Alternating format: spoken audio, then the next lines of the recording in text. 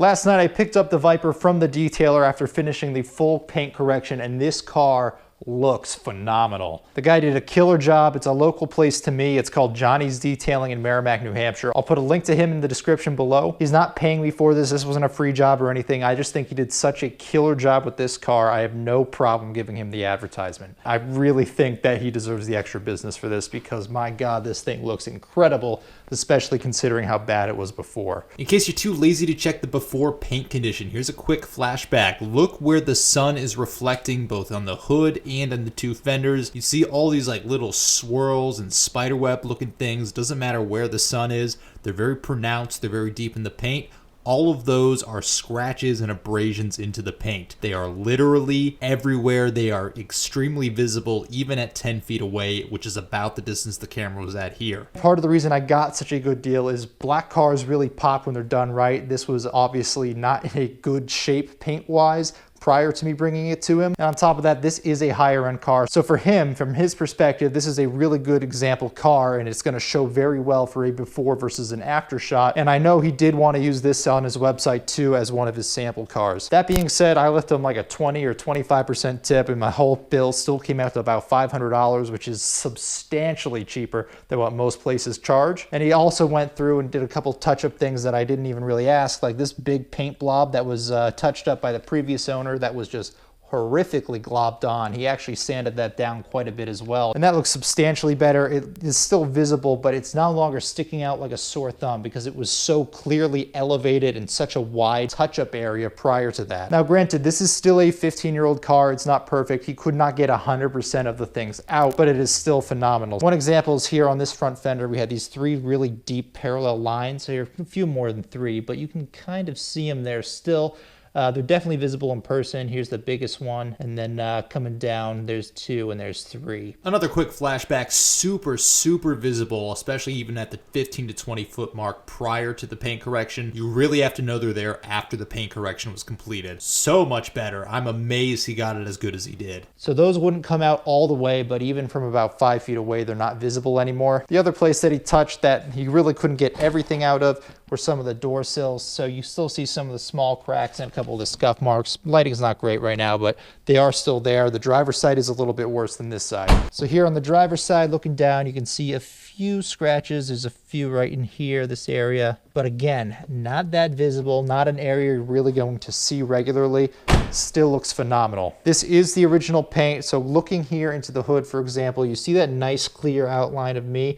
Once again, this is not perfect lighting. This is just in my garage, but that nice, clear, crisp outline of how sharp everything looks in the reflection, that's really what you want. And he did an absolutely killer job on this. There's a few small blemishes here and there I can see in the center of the hood, but it's still so much better than what it was. I never thought it would even get back to this point given the shape that it was in prior to his restoration. Now going off of that, like I said, there are those few defects. This is a 15-year-old car. This is the original paint and it was clearly not cared for previously. So to get all of those defects, those scratches, those swirl marks out, he effectively goes down and takes away some of the clear coat until he's down below the scratch line. There's plenty of other videos that explain how that works more thoroughly, and I'll let you go find those separately. But the point that I'm getting at here is that it really thins out that top layer of paint to try to remove all those defects. As such, and he already warned me about this, this paint is going to be extremely delicate now, and if you touch it even with your hands, it will probably scratch it. I'm not even saying with your fingernails, I'm saying with your hands at all. So when I was coming home yesterday driving the car, I think he oversprayed a little bit of a product, or maybe it was some water that got stuck here in the brake ducts. But because the exhaust comes up here on the side, obviously that gets a lot of heat in it, and the engine is very large. And also right there, this whole area was actually steaming up, and it almost looked like smoke, but it was just a thick steam coming out of the brake ducts. I looked back here, I didn't see anything going in, so I do just think it was some overspray from this side. But to make sure, when I got home, I popped the hood to make sure nothing inside the engine bay was smoking and that I wasn't gonna burn the car or the house down, because I kind of need one and or both of those. But even coming here, where you can see where I just lightly touched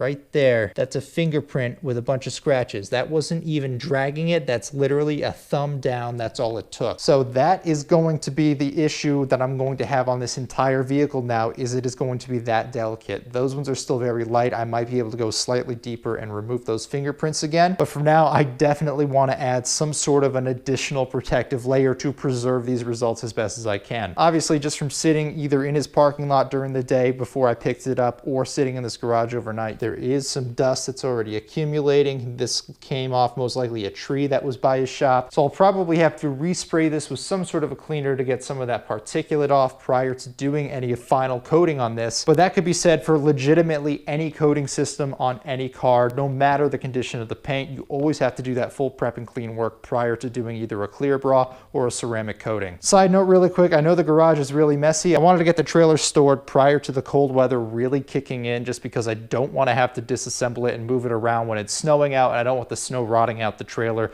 or any of the boards anymore. So I did kind of pull off the nose bar to fit both of these in the garage, so that's why that's in here. Now going back to the Viper, what I would prefer to do to protect the recently renovated paint, the best choice for something like this, if you're trying to avoid scratches, chips, swirl marks, is a clear bra. You know, they have a few different manufacturers. I think 3M makes some. There's one called Expel. I'm not sure if that's the 3M one, but effectively it's either a thin plastic or a vinyl sheet. It wraps all the panels, and you can get it in different levels. You don't have to do the whole car front to back. A lot of places start with the front bumper, the first foot or two of the hood, maybe the lights. You can do a part of the fenders, and then you can add on from there. Now that is the best chip and scratch resistance that you can pretty much get for any vehicle. However, it is also one of the most expensive paint protectants that you can get for any vehicle. So on a car like this, I actually got a few quotes already. This is obviously a massive hood because of that huge V10. This is like a 7 or 8 foot hood. This is actually probably a foot or two longer than most other hoods. So most hoods would come to about here. Yeah, this is a big boy. So to get the full front half of this car covered, bumper, full hood,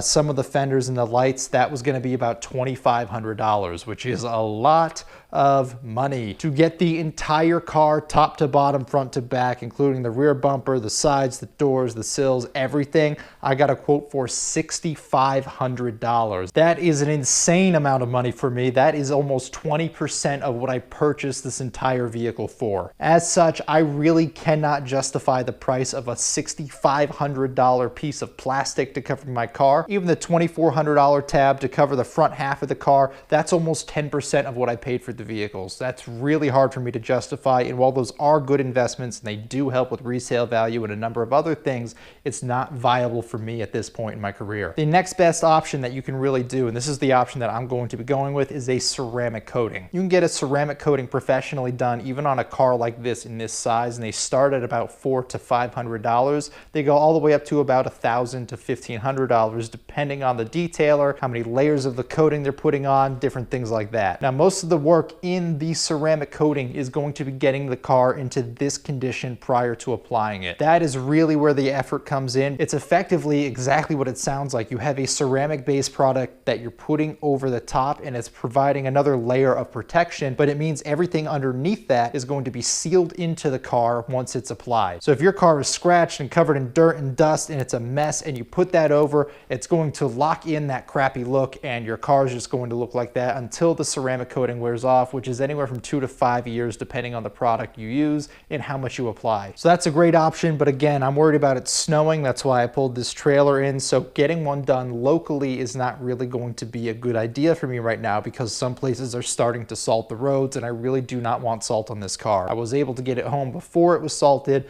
but it's coming soon given the forecast in the next few weeks. So what I'm going to be doing, in the interest of not salting the crap out of my car, because the prep work is already done, and in the interest of cost, I'm ordering a kit to do the ceramic coating myself. There are several kits available. I'll do a separate video on which one I purchased, but I have enough on order that it should be able to do 2 layers on this, 2 layers on the bike, and at least 1 layer on the Forester, and all of that shipped to my door was about $80. Now the kit I'm going for was specifically recommended for someone who was new to this whole process, such as myself. I've obviously never done this before. Even though applying the ceramic coating coating is supposed to be fairly simple and straightforward. The hard part is really getting the car prepped to this point. So I just did not have the ability, the skill, the tools to get this done. That is something I had to leave to a professional. I'm very glad I did because these results are phenomenal compared to anything I'd be able to do. But because all that prep work is good, it's ready to go, I am going to be able to attempt the ceramic coating on my own, hopefully getting the results I really want for this vehicle. Now I'll do a separate video with the whole ceramic coating process and the product I'm using and why, but for now, these are the results you can expect from a proper paint correction, and those are really your two big options for preserving these results so that your paint doesn't degrade again in the future due to normal wear and tear. That's all I got for this episode. Thank you guys again for watching.